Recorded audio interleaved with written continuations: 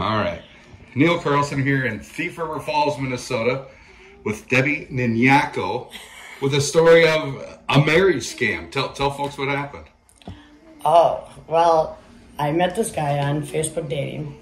He's African. He's not a citizen of the United States. We started dating back in June. He proposed to me in July, and he wanted me to hurry up and get married. And I asked him why we needed to rush. Why couldn't we just wait?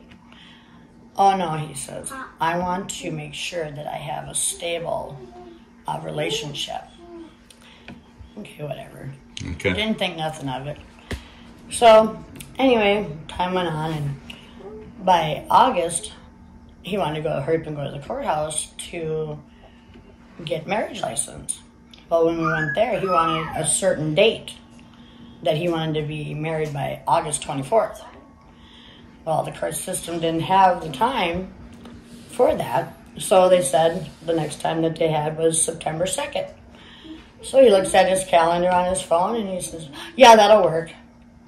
So then we got married, and about a week after we got married, he had this phone call from his brother.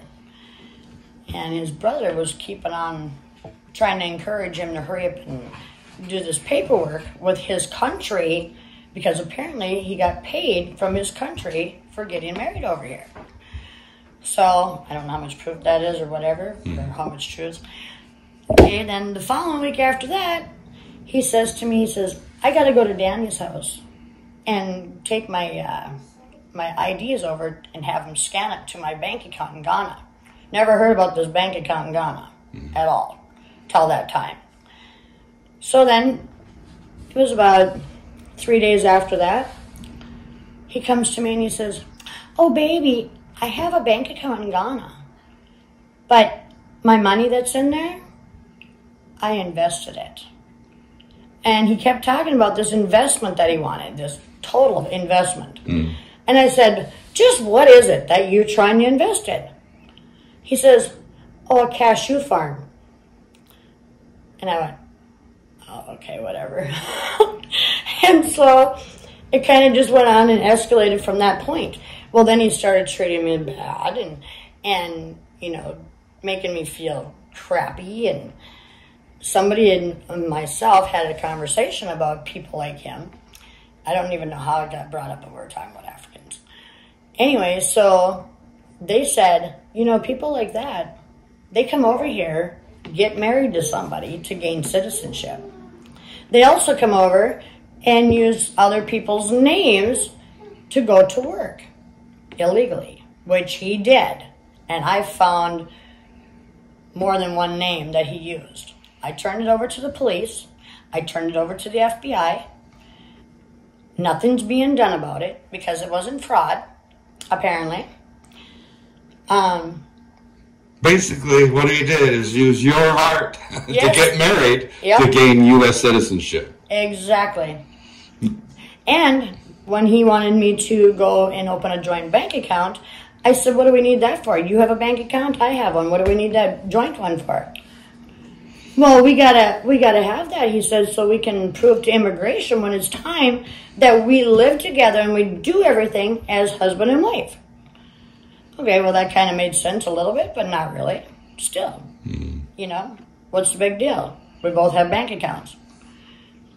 Doesn't mean that we're not paying nothing together. So what's happened here? He wants a divorce now? Yeah, now he wants a divorce. And he's been pushing for a divorce, just like he pushed for marriage. So, anyway. Do you know if he gained citizenship? No, he hasn't yet.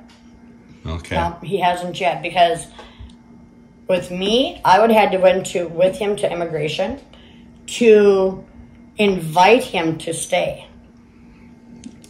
And I would have had to prove that I made X amount of money to be able to support him as far as immigration went. How I found this stuff out is because I looked it up. He didn't tell me nothing. I didn't know anything about immigration. I didn't know anything about them being able to come over here and do anything. I was just blinded all the way. So where's he living now? He lives in Fargo. Yep. Okay. So who knows where this goes from here? Yeah, my point is, I went to the law because it scared me, the things that I started finding. And the reason I even found it is because after that conversation, I thought, oh my God, is he one of them? So he went to work one night, and I went searching. Here I found all kinds of stuff. Like what? Picture ID that he had from a job, that he used another name, his pay stubs from the job that he was at, prescription medication that I didn't even realize it was right in my face till I started searching. Mm.